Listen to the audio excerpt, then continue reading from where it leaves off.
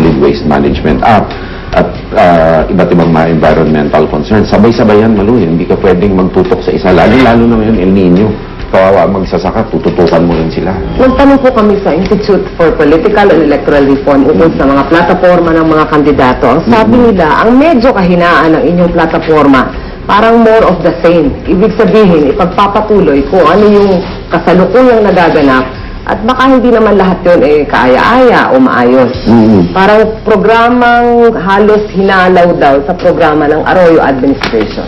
Well, for example, ang pagdudugtong ng NLEX, extension ng NLEX, nandiyan ay SCTEX, SLEX, at saka STAR.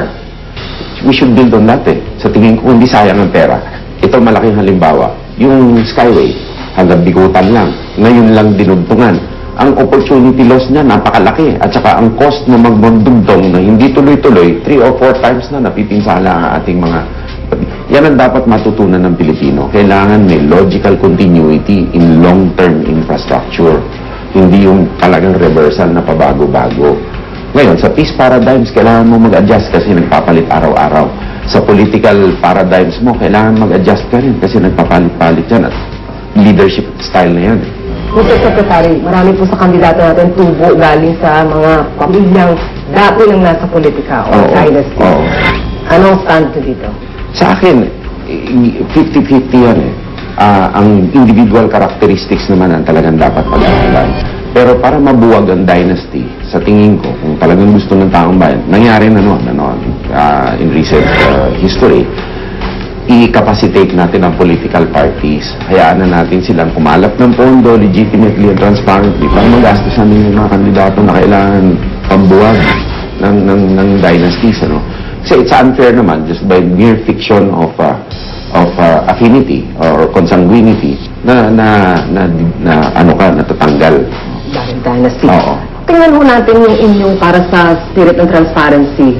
Sino ba nagpopondo ng inyong kampanya ngayon? Yung Finance Committee ng Lakas Kampi, CMD, sila ang nagpopondo niyan. Kilala niyo yung mga tao sa likod nitong Finance Sa ngayon, Committee? sa Finance Committee, mga party officials yan, sa panguna ni President namin, si Miguel Dominguez, Ngayon, syempre, ang standing orders ko sa kanila, dahil may disconnect ako dyan, hindi talaga ako nakakatutok, use their sense of smell as to the smell test is the most important thing. Sundan ko lang yun. Sa nagdaang mga eleksyon na nagiging Pangulo, yung big political contributor, nagkakaroon ng pwesto sa gobyerno, sa mga money-making agency pa. Oo. Ikaw ba may polisiya na kung sino man yung mga naging contributor sa lakas na war chest ninyo ay hindi magkakaroon ng pwesto sa administrasyon mo?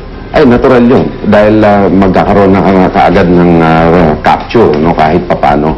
At naprebahan ko na, nagawa ko na rin yan sa DND.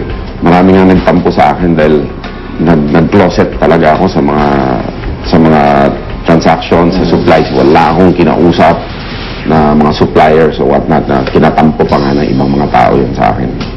Bago pa ho ng kampanya, nag-umpisa yung kampanya noong February 9, sa political ads na nakarga sa inyong pangalan, abot daw ho sa lagpas 300 milyong piso. Debt na to, wala, pasok na yung diskwento at komisyon. Saan po galing itong perang to? Yung Finance Committee nga na nag-handle yan before hindi ako diretsong nag-handle yan. Wala sa personal yung pondo kalahati? Wala. Konti in the start. Yung personal na pondo, yung nalalaman acronym sa disaster relief.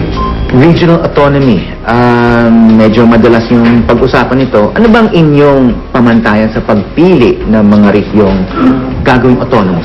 Salamat sa tanong, Howie. Napaka-importante niyan. Ako, ang pamantayan ko ay regional autonomy may katumbas na winning away from reliance on national government.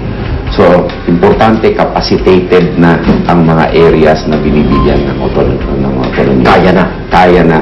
Hindi katulad ng nangyari sa ibang mga rehiyon na hindi kaya binigyan ng autonomiya, nangyari, sinubsidize ng national government, naging non-accountable itong mga rehiyon na to.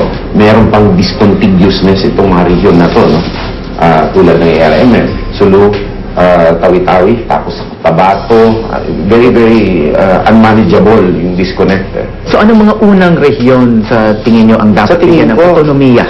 Sa tingin ko, Central Visayas, kaya nila I think it's a good experiment.